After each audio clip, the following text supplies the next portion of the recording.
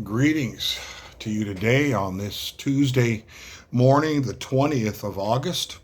Our devotion for today is entitled Regarding Change, and change has been proven to be one of those great stressors in our lives, even if it's good change.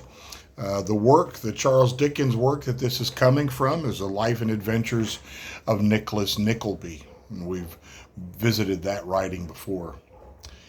It was by this time within an hour of noon, and although a dense vapor still enveloped the city where they had left, as if the very breath of its busy people hung over their schemes of gain and profit, and found greater attraction there than in the quiet region above, in the open country it was clear and fair. Occasionally, in some low spots, they came upon patches of mist which the sun had not yet driven from their strongholds. But these were soon past, and as they labored up the hills beyond, it was pleasant to look down and see how the sluggish mass rolled heavily off before the cheering influence of the day. A broad, fine, honest sun lighted up the green pastures and dimpled water with the semblance of summer, while it left the travelers all the invigorating freshness of that early time of year. The ground seemed elastic under their feet. The day wore on, and all these bright colors subsided and assumed a quieter tint, like young hopes softened down by time, or youthful features by degrees resolving into the calm and serenity of age. But they were scarcely less beautiful in their slow decline than they had been in their prime. For nature gives to every time and season some beauties of its own. And from morning to night, as from the cradle to the grave, is but a succession of changes so gentle and easy that we can scarcely mark their progress. A little depressing, isn't it? Especially when he chooses to focus in on us getting older and not being at our prime anymore. Some thoughts from Gene Fisher. Dickens idealized the countryside, perhaps because his city settings were often so bleak, and we've certainly heard those descriptions a number of times. Here, in his legendary descriptive style, the author reveals the subtleness of God's seasonal changes as Nicholas and his friend Smike walk through the landscape in springtime. Just as God does in nature, he also changes the seasons of our lives. In Ecclesiastes 3, King Solomon wrote, "To everything there is a season, a time for every purpose under heaven, a time to be born and a time to die, a time to plant and a time to pluck what is planted, a time to weep and a time to laugh, a time to mourn and a time to dance, a time to embrace and a time to refrain from embracing." Those are verses 1 through 5 of Ecclesiastes 3. Everything must change. Nothing stays the same. Some changes, like the seasonal changes described in Dickens's works, are expected, beautiful, and welcome. Other changes come unexpectedly, unwanted, and leave us wondering what to do.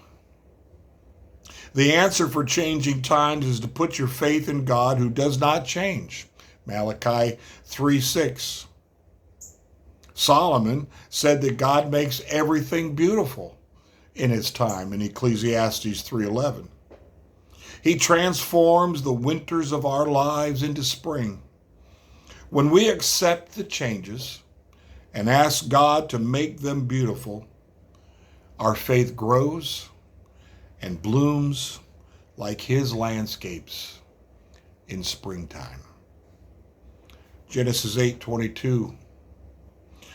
While the earth remains, seed time and harvest, cold and heat, winter and summer, and day and night shall not cease. That verse makes me think of the phrase, time rolls on. Or a song from years ago, time keeps on slipping, slipping, slipping into the future. And that's the reality of it. When I hear older people say to me sometimes, don't grow old, don't get old. The only other option is to die, so I'd rather grow old. Just not out of selfishness, but out of a desire to continue to live this life that God has given to me. Can't do what I used to do, can't play sports anymore because of a bum knee. I have to get used to that. I have to figure out what do I do now in this time in my life as things have changed. People come, people go. What was working well doesn't seem to work well anymore. It's not, or you'll hear a lot of people say, oh, it's not like the good old days. Well, in some cases that might be sad. In other cases it might be good. You never know. But change is difficult to handle if we're not recognizing that change is a part of this life. Once we couldn't walk, and then we could. Once we couldn't feed ourselves, and then we could. Once we weren't old enough to drive a car, and then we were. All of these things are changes, and many of them we're happy for the change. And then you get older, and you're not so happy for the change anymore. But it's part of life, and what it means is you're still here. And God is continuing to give you life that you might use what He's given you for His purposes and enjoy them. Enjoy them. See what He's doing. Recognize His hand in these things. And especially as we get older, the scriptures would tell us, make sure to pass this on to the next generation. Does the next generation want to listen? Probably not. I know in my time, growing up in the late 60s and early 70s, it was don't trust anybody over 30. Well, now I'm twice that age plus a few years. And I hope young people would trust me in what I've learned, what I've experienced in life, the good things, the difficult things, all of that. One generation shall proclaim God to the next. That's in the Psalms a few times. That's our role. And then the song, may all who come behind us find us faithful. We have things to say. We have things we've learned and things to share. That's the good thing about this particular picture of change in our lives that we've learned. Hopefully we've gotten wise. Hopefully. It's not a guarantee.